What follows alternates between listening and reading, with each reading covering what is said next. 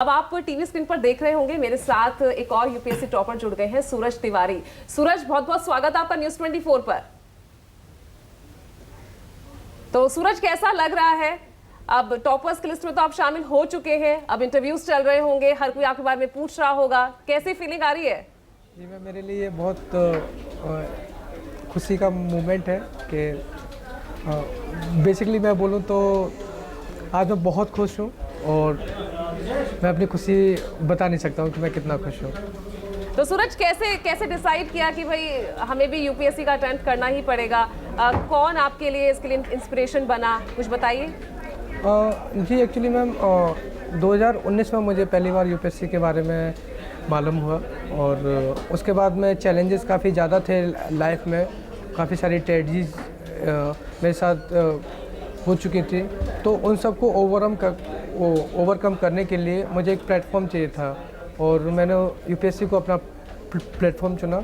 बहुत मुश्किल था, लेकिन इतना मुश्किल भी नहीं था कि मैं उसको हासिल ना कर पाऊँ। आज मैं उस मुकाम पर हूँ, मुझे बहुत खुशी हो रही है। बिल्कुल, इस मुकाम पर पहुंचकर तो सभी इस वक्त गदगद होंगे आपकी इस अचीवमेंट से।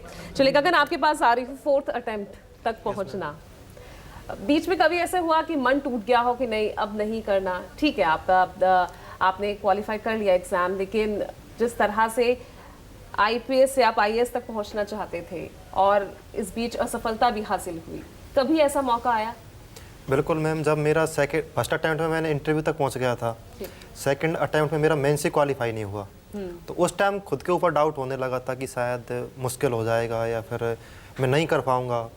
फिर फैमिली का भी थोड़ा बैकग्राउंड इतना अच्छा नहीं था क्योंकि पिताजी खेती करते थे, तो थोड़ा थोड़ा लगने लगा था कि कोई दूसरा ट्राई कर लेता हूँ। स्टेट पीसीएस थी, उनके भी मैंने फॉर्म डालने स्टार्ट कर दिए थे। घर वाले बोलते थे कि एसएससी का भी फॉर्म भर दे, लेकिन मैं फॉर्म नहीं भरता था। फिर मैं बोल देता था कि मुझे डेट का याद ही नहीं रहा, डेट निकल गई, इस टाइप से कुछ मैं बहाना बना लेता था। स्ट्रगल ज़रूर आती है, और इसी बीच में जैसे 2021 का जो प्रीलिम्स एग्ज़ाम था, उससे 1 महीने पहले जो मेरे दादाजी थे, जिनका ये एक सपना था कि मैं एक अच्छा ऑफिसर बनूं, तो उनकी भी डेथ हो गई थी एग्ज़ाम से 1 महीने पहले। तो वो मेरे लिए काफ़ी बड़ा सेटबैक था। तो उसके बाद लेकिन जितने भी मेरे सामने चैलेंजेस थे और जितनी भी समस्याएं थी, उन सब में मैं कैसे तरीके से काबू पा सकता हूं, उनके ऊपर मैंने काम किया और अपना जो सेल्फ कॉन्फिडेंस और सेल्फ डिटर्मिनेशन वो बनाए रखा। और एग्ज़ाम के लिए कितना मैं मेहनत कर सकता हूं, क्योंकि जब मैंने अपने मम्मी पापा को देखा है कि वो इतनी धूप में खेतों में काम कर सकते हैं, तो मुझे तो एक कमरे में रह के ही पढ़ना ही था, जहाँ कूलर भी चल रहा, पंखा भी चल रहा है।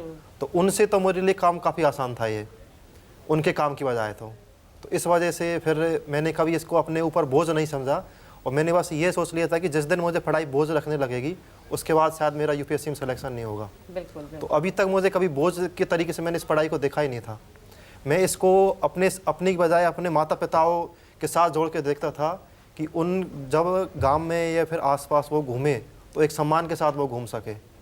अगर उनको ऐसा लगे कि उनको भी प्राउड फील होने लगे मेरे ऊपर, तो मेरे लिए सबसे बड़ा सेटिस्फेक्शन तो वही होगा। तो वो अपने अंदर में रखता था। तो इन्हीं चीज़ों ने मुझे ये 4 अटेम्प्ट देने के लिए प्रोत्साहित किया।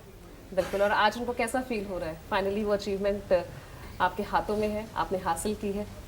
मैम, घर बार वाले, परिवार वाले काफ़ी ज़्यादा खुश है, मम्मी भी काफ़ी खुश है, और पापा है, और सारे जो परिवार है, रिश्तेदार है, इसके अलावा मेरे सारे फ्रेंड्स हैं, उन सब के काफ़ी कॉल्स भी आए हैं। तो उन सब ने शुभकामनाएँ दी है। तो वही चीज़ ऐसी है कि उन्हीं चीज़ों को देख के हम खुश होते हैं। और आपने एक तरह से मिसाल पेश की है कि अगर आप आर्थिक रूप से उतना संपन्न भी नहीं है, तो भी आपको पीछे नहीं हटना है। बिल्कुल मैम, ये एग्ज़ाम ऐसी है कि इसमें आप कितने आपके पास पैसे है वो कोई मैटर नहीं करता। आपको बस एग्ज़ाम के लिए पढ़ना है। वो आप कोई भी साधारण आदमी इस एग्ज़ाम को क्वालिफाई कर सकता है।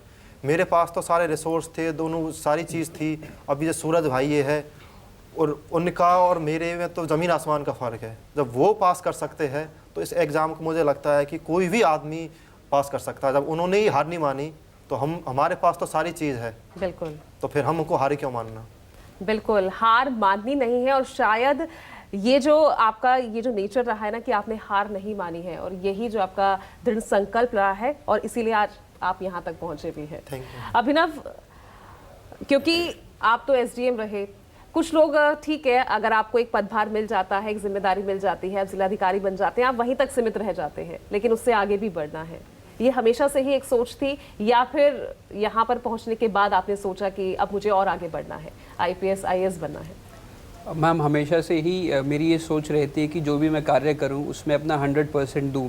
तो जैसे मैं फील्ड में ट्रेनिंग कर रहा था तो अपने senior officers, district magistrate, additional district magistrate, SDMs को देखता था, तो मुझे लगता था कि ये एक बहुत अच्छा प्लेटफॉर्म है जिससे आप लोगों की मदद कर सकते हैं, उनकी जो मूलभूत समस्याएं हैं उनका आप समाधान कर सकते हैं, ग्रीवेंसेस रिट्रेसल कर सकते हैं।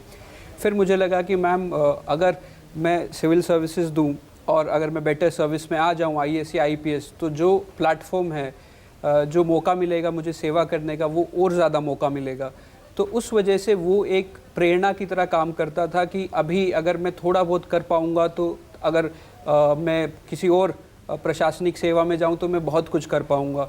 तो मुझे लगा इसीलिए मैं प्रेरित हुआ इससे, और मुझे लगा कि मुझे दोबारा देना चाहिए कि ताकि मैं बेटर सर्विस में आ जाऊं और अपनी जो भी मुझे रिस्पॉन्सिबिलिटी, जिम्मेदारी मिलती है उनको और बेहतर तरीके से निभा पाऊँ और समाज और लोगों की और बेहतर तरीके से जितनी भी थोड़ी बहुत मदद हो सके वो कर पाऊँ।